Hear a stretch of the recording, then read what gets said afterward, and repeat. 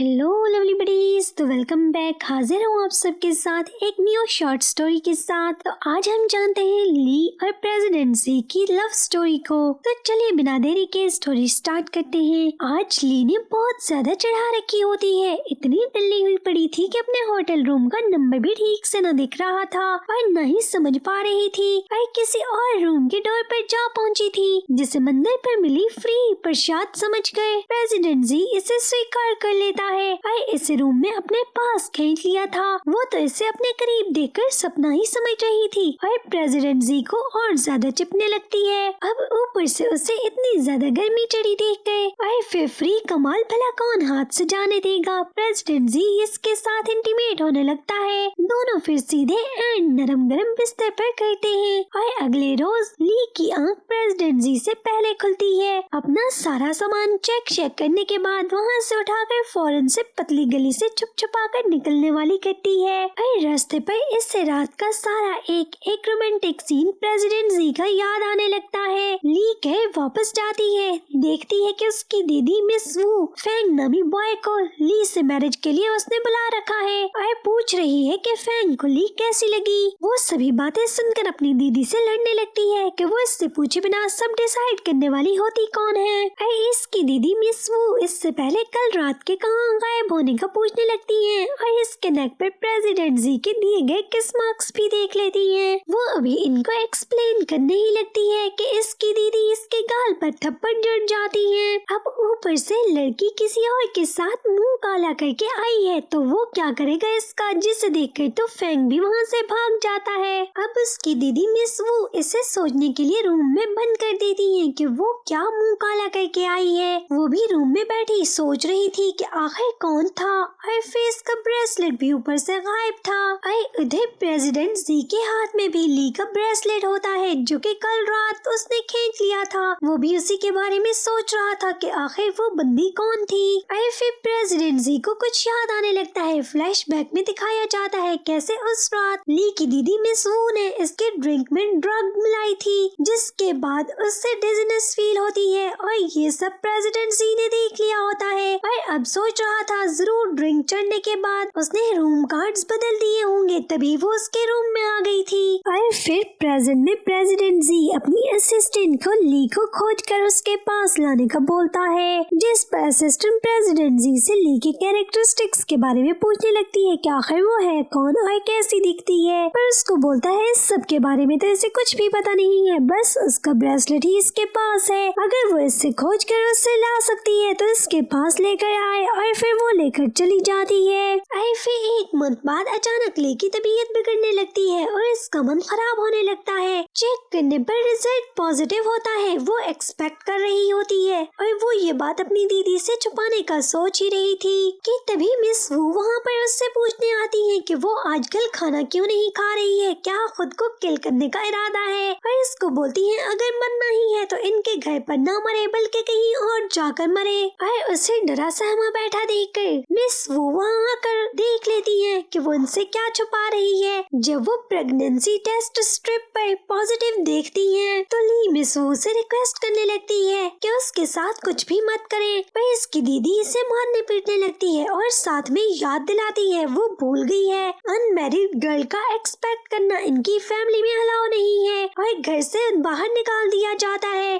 फिर इसको अच्छा खासा मार पीट कर घर से बाहर फेंक देती है कि इसके जैसी मुंह काला करने वाली लड़की के लिए इनके घर और फैमिली में अब कोई जगह नहीं है। अब ली के पास जाने के लिए और कोई जगह नहीं थी। फिर अपनी दीदी का मारना पीटना सब याद करके वहीं रोड पर बैठ कर रोना स्टार्ट कर देती है। तभी बहुत देर के बाद इसके पास प्रेसिडेंट जी आता है। वो इसके वहाँ इतनी रात होने का कारण पूछ रहा था कि घर क्यों नहीं गई है, जिस पर उसको रोते हुए बताती है इसके पास तो कोई घर नहीं है। जिस पर प्रेसिडेंट जी इससे अपनी गोद में उठाकर अपनी कंपनी में ले जाता है, जिस पर वो इससे इसकी हेल्प करने की वजह पूछती है तो उससे बताता है कि रीजन तो कोई नहीं है। वो यहाँ से अपना काम खत्म करके फिर ली उसके साथ प्रेसिडेंट जी के घर जाएगी और उसको बोलती है मगर इसके पास तो उसे देने के लिए कुछ नहीं है। जिस पर प्रेसिडेंट जी को उसकी बातें सुनकर लग रहा था शायद वो इससे खौफजदा है इस समय, तो उसके पास बैठकर पहले उससे रिलैक्स करवाता है कि उसके साथ कुछ नहीं करेगा।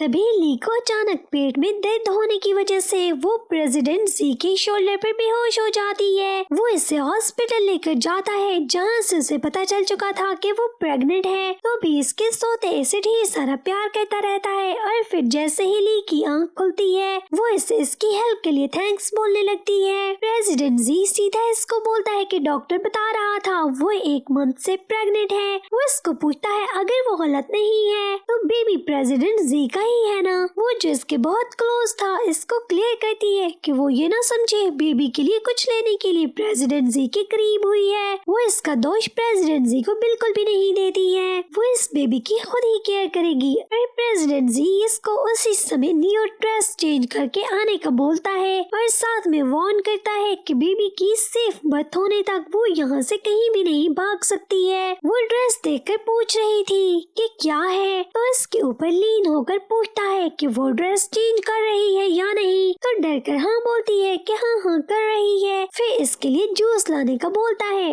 फिर इसको पूछता है कि खुद आराम से इसको ड्रिंक करेगी या फिर इसको अपने मुंह से पिलाए। तो वो जल्दी से खुद ही ड्रिंक कर लेती है। फिर इसे कुछ समय के लिए अच्छे से रेस्ट करने का बोलकर काम करने चला जाता है। वो प्रेसिडेंट जी के जाने के बाद अपने बेबी से बातें करने लगती है कि बस कुछ समय के लिए वो दोनों यहाँ हैं और अपने बेबी के लिए कुछ भी करेगी ताकि वो सेफ रहे। प्रेसिडेंट जी के पास फिर इसका दिया गया ड्रेस पहन कर जाती है। प्रेसिडेंट जी को मिस वू के 5 मिनट में वहाँ आने का बताया जाता है। ये कोई और नहीं बल्कि मिस वू वही ली की दीदी थी, जो अब ली को प्रेसिडेंट जी के ऑफिस के डोर क्लीन करते देखकर मेड समझकर हंस रही थी और इसका खूब मजाक बनाने लगती है कि देखो मुंह काला करके उसने अपनी क्या हालत बना ली है। और फिर ली ने ड्रेस भी मेड वाला ही पहन रखा होता है। और फिर मिस वू को बताया जाता है प्रेसिडेंट जी इसका अंदर वेट कर रहा है और साथ में ली को भी अंदर आने का बोला जाता है कि प्रेसिडेंट जी उससे भी बात करना चाहता है। जिस पर वो दोनों प्रेसिडेंट जी के ऑफिस में चली जाती हैं। मिस वू ली को बार बार प्रेसिडेंट जी के सामने ह्यूमिलिएट करने के लिए मेड कहकर बुलाने लगती है। मिस वू के लिए टी बनाकर लाने का बोलती है। प्रेसिडेंट जी सीधा ली की तरफ देखकर से पूछता है कि ली को तो टी बनाना नहीं आती है ना। वो प्रेसिडेंट जी की तरफ देखने लगती है। प्रेसिडेंट जी इसे टी बनाने जाने के लिए मना कर देता है। मिस वू फिर गुस्से से इसे फ्रूट्स काट कर लाने के लिए बोलती है। तो वो फिर से ली की तरफ देखकर बोलता है इसे काटना भी नहीं आता है, ये कटिंग करने में बहुत बुरी है, तो इसे फ्रूट्स काटने जाने की भी नीड नहीं है। ली तो प्रेसिडेंट जी को इसकी साइड लेते देखकर बहुत हैप्पी थी। मिस वू प्रेसिडेंट जी को बोलती है इसकी नौकरानी ये नहीं कर सकती वो नहीं कर सकती है तो फिर रखा हुआ क्यों है। जिससे सुनकर प्रेसिडेंट जी फौरन से बोलता है अबे दीदी किसने बोला कि मेड है, फियांसी है अपुन की। जिसे सुनकर मिस वू के पाँव में तो जोर का बिच्छू काटता है और ली फौरन से हवाओं में लहराती प्रेसिडेंट जी की गोद में गिरती है और इससे बोलती है कि वो भी शादी करना चाहती है और गुरूर से मिस वू को बोलती है वो अब प्रेसिडेंट जी की फियांसी है तो अब क्या कहेगी।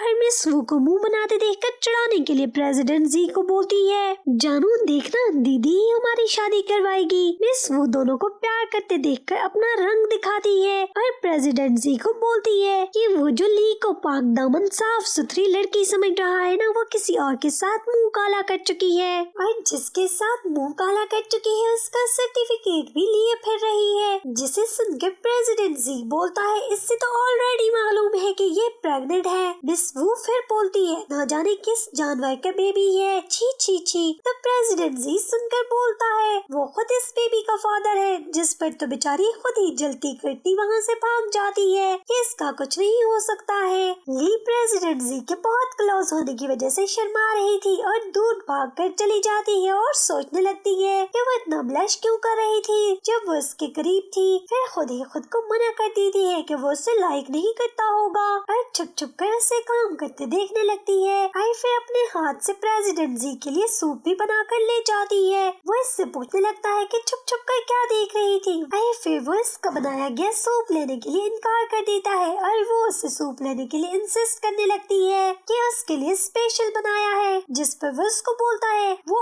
और ज्यादा कोई इससे उम्मीद न रखे। प्रेसिडेंट जी को ली से सिर्फ बच्चे ही चाहिए तो ज्यादा बीवी न बने। वो प्रेसिडेंट जी की बात सुनकर बहुत उदास हो जाती है। इससे अच्छा नहीं लग रहा था सब सुनना। आई इसे सैड होता देखकर पास जाकर इसको सॉरी कहता है कि गलती हो गई, माय फ्यूचर वाइफ मतलब उसे तंग कर रहा था। वो उसे किस करने लगता है बिकॉज ली से बेबी की बर्थ के बाद शादी करने वाला होता है।